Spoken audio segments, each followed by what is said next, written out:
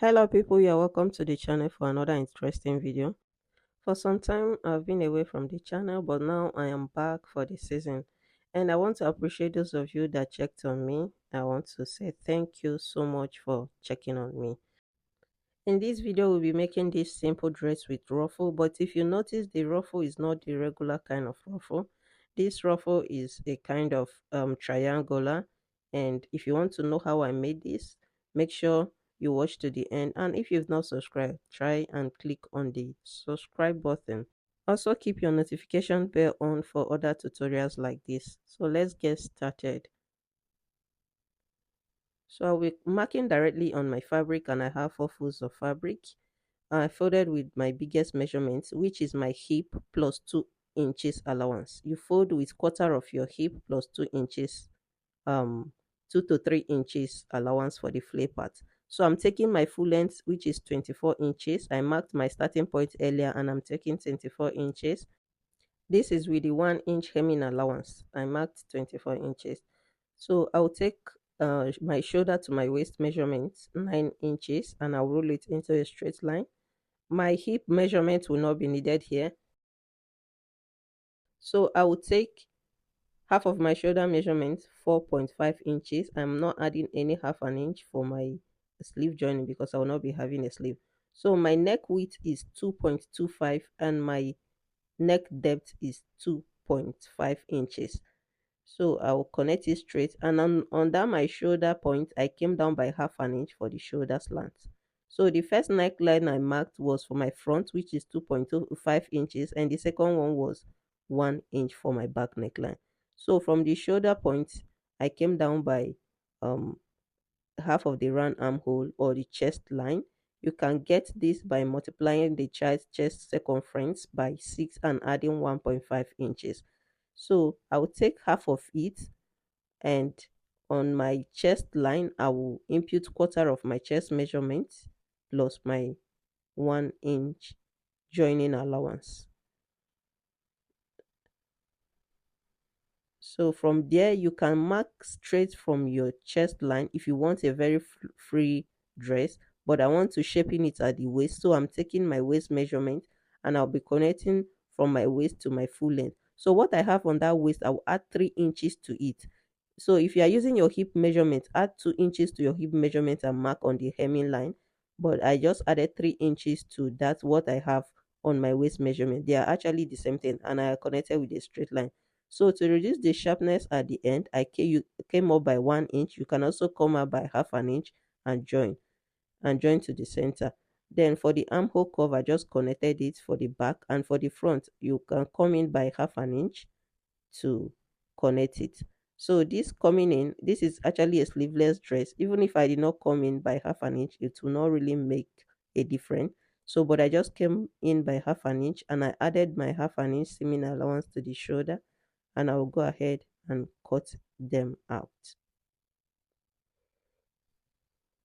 So you cut through the back pattern first, then after cutting, you remove it and cut through the neck line of the front pattern and cut out the armhole. So like I said, I came in by half an inch from the armhole. So you normally add this to reduce the armhole problem we have when fixing a sleeve.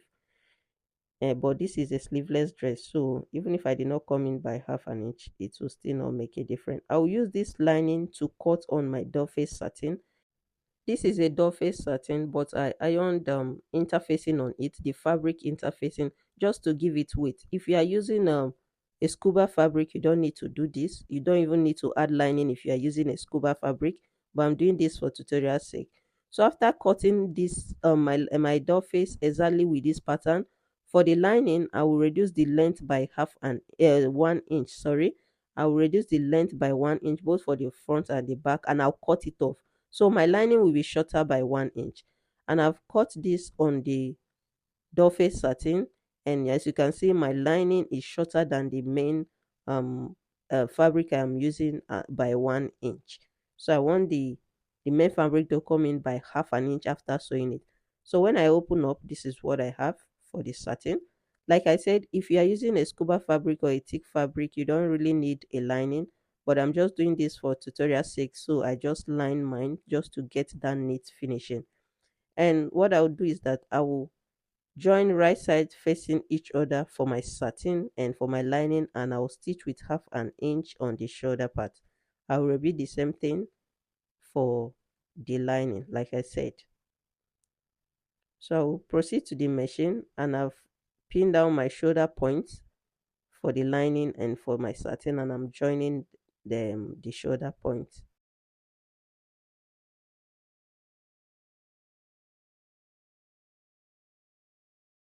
So this place is fast forwarded. I believe you can see what I'm doing.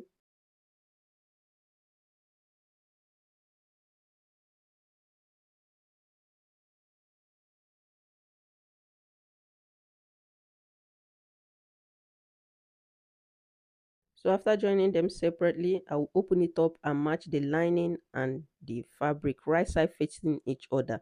And I'll join the neckline and the armhole the way we normally join our bodies.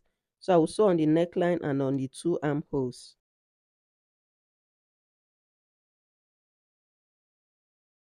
So this is what it looks like after sewing on the neckline and on the armhole. So I'll go ahead and notch all around, and I'll turn it inside out through the front part.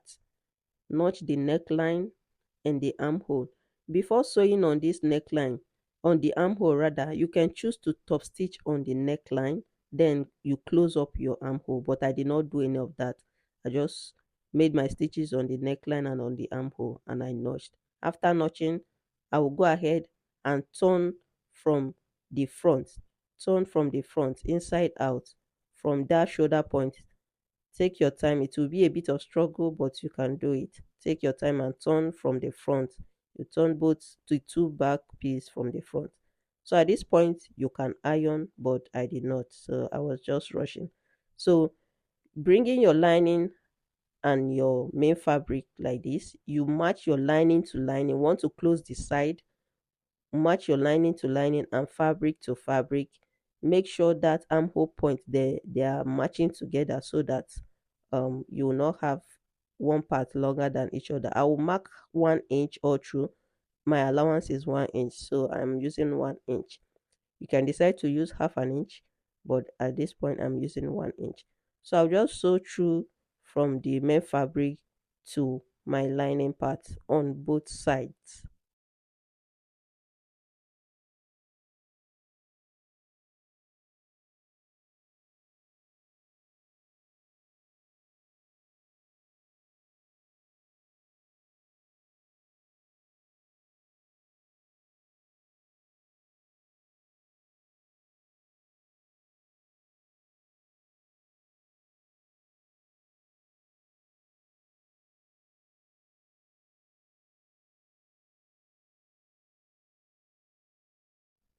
So at this point, I'll take to my ironing board and iron them flat.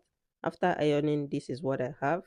As you can see, I iron the seam line open both for the lining and for the satin. So now I'll close it up. As you can see, I still have my satin longer by 1 inch. I'll match it right side facing each other, and I'll close with half an inch, not that 1 inch. I'll close with half an inch. And on my zipper side, you can see my zipper is still open. I'll close one side and close the other side. But on the other side, I will leave an opening of about 3 inches or 2 inches. If you have a slimmer palm, you can use 2 inches, but I made 3 inches. So from that opening, I've made my stitches all around, leaving that opening. As you can see, my down part is folded. It will fold over to the lining. This is how you will sew it. Make sure it is folded over to the lining. So you can just notch all those curves so that when you turn and iron, it will relax properly. So from the opening, 3 inches opening, like I said, I have a big palm. So if you have a smaller palm, you can do 2 inches. I will turn it inside out. At this point, if I iron, everywhere will be sealed up. There are several means of fixing my zipper, but let me you try this method. This is quite easier. So a lot of people are getting confused about fixing zip. So this is what I have after ironing it, and see the outside, and you can see that curvy hem. This is what we want. That was why we came up by 1 inch. So on this part, the open part, You can close it up by sealing it up with a hemming gum. You put a hemming gum inside and iron it, it will seal down. Or you can tack it with a needle and thread. Another option is to go to your machine and just sew a very neat stitch there, small stitch. So three ways I have mentioned now, but I just iron mine with a hemming gum. This is the zipper side, and we are done with this part. For my ruffles, like I said, we are making a different kind of ruffle. This ruffle is a triangular kind of. It is not the normal ruffle that will ruffle straight and attach it. I folded my net. This is a net fabric. I folded it 6 inches. I've put a lot of them 6 inches. So I will be cutting it out 6 by 6. So what it means is that I'll be cutting out a square of 6 inches by 6 inches. You can also do 8 inches by 8 inches if this 6 inches is too small for you. But I use a length of 6 inches by 6 inches and I'll cut it out. This will be cut out individually. So this will take your time. For this onion colored net, I used 2 yards. For the white net, I used 4 yards of it. So if you want the volume of exactly what I have, I use a total of 6 years, even though some it remained from the two colors, but it is not that much. So like you see me doing, I am cutting it open one after the other. I want it separately. Each one will be on its own. It will be a square of 6 by 6 inches. So look at what I have. So this will really take your time, but I think it is worth it if you like this style. So a subscriber actually sent this to me, and I've managed to come up with it. So this is what it looks like. You cut through the squares. Make sure I just folded my net the way that it will be easier for me to cut. It will take your time actually, like I said, but if you want this style, you'll have to work for it. So you cut it out in square shape, and you do that for all of what you are using. So you can actually use this to make a train as well. I've seen people use this tie to make a train. So I've proceeded to the machine to show you how you will gather it up. When you pick up one square, if you want an equal triangle, you fold it from the middle and feed it to the machine. If you want the triangle to be asymmetrical, that is to be unequal, you pick it from one edge, like you pick 2/3 of it and fold it. But I'm making it equal. So from the middle, I'm picking a triangle and I'm feeding it to the machine foot. Just what you see me doing, you pick a triangle, you feed it in, you sew. One thread is holding all of them. You pick a triangle, you sew. You pick a triangle, you fold over and you sew. I'm folding at the middle. So this is how you continue doing to the whole of them, no matter the amount of net you are using. You pick and you feed in and you sew.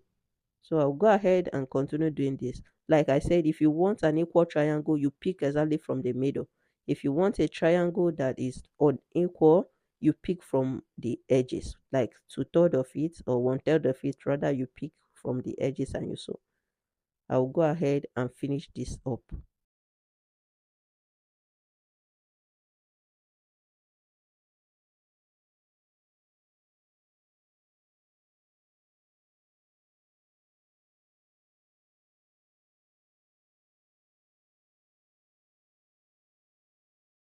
So this is what I have for the onion color net. I've already done the white part. So I have a longer length of the white part. To attach it, I will mark my lines on my fabric. You can either close your zipper before doing this, but I found it easier doing it this way. So I will take away my zipper allowance. Now I will be taking away 3/4 inch, but because I sewed it in inside with 1/4 of an inch, it's remaining 3/4 inch. So I'm taking away 3/4 inch for my zipper allowance. So if you want your zipper allowance to be exactly 1 inch, make sure you mark 1.25, 1/3 while you are marking. So from the down part, I took 1.5 inches and I'm connecting it. You can see I'm not connecting straight. I'm still following the curved pattern and I am connecting it. From the down part, I came up by 2 inches. If I were using a 8 by 8, I will come up by 2 inches. So 1.5 inches. Then the second line, in between those lines is 1 inch. So in between the line I marked 1 inch, but my first line from the hemline is 1.5 inches. Then in between is, you can make it as close as you want, but I made mine 1 inch. I think it was close enough. So you can make half inch, you can as well make 1.5 inches spacing. So when I bring my first layer of net to be the white, as you can see, look at the way I'm putting it. I am not taking it all the way to the zipper line. Before the zipper line, I am placing it, and when I place it, I will sew exactly on top of the thread that I used to gather it. Well, after sewing this first one, I will flip over and I would push it back and sew the second line, but the third line will be sewed separately. So I will show you how I will sew the third line. This is the first and the second line being sewn, as you can see. So for the third line, if you notice, we still have rough edges somehow, like it's rough. Those triangular pointy edges are still showing, so we cannot sew the third line like this because this is the last layer that will be attaching. So we'll have to sew it in a way that it will cover those edges. So instead of sewing it the normal way we made the two, we will do it the inverted pattern, like the reverse of what we did earlier. So we'll sew it at the top like this, on that same line, that same 1 inch apart line. We'll sew it, but the ruffle will be facing upwards, and after that we'll now flip it over to cover it. So at this point you will notice that that rough edge, triangular pointy edges are being sealed up. So I'll go to the machine and I've sewn it. This is what it looks like. As you can see, I've sewn it, and when I push it back, you see that it has covered it. But there's one problem here again. The tool seemed to be coming upwards. So what did I do? I went to my machine and I made a very neat stitch, a very neat one to hold it down, like top stitching. So I top stitched it neatly, very small. You don't make it to be visible. Top stitch it so that when it is on its own, it will lie flat. It will not fly up. So the next thing is for me to match up both of them, both sides together, and close my zipper point. So I will close it up. From the up, I'll measure 13 inches. My hip line is 14 inches. So I will stop my zip at 1 inch before the hip line so that it will not budge. So I stopped at 13 inches. Like I said, my zipper is 14 inches and I've attached it. An invisible zipper. See how neat it is? So you can attach your invisible zipper neatly, and this is how our dress came out like. So the inside looks very neat as well. If you don't want to attach your zipper like this, you can also opt for other neater ways, I believe, and I'll be coming up with a lot of videos about that very soon. So this is the inside and the outside neatly sewn. So at this point, I'm going to attach a bow. This is a draped bow I made a tutorial on. I'll be uploading the video after this one, so you can watch it out how to make this draped bow. I will attach it. It is a very simple and beautiful one. I will make a white one and I'll attach it. Thank you for watching up to this point. If you learned something, drop a like and a follow, and as well comment and leave your suggestion on the comment box. Thank you and see you in other of my videos. Bye.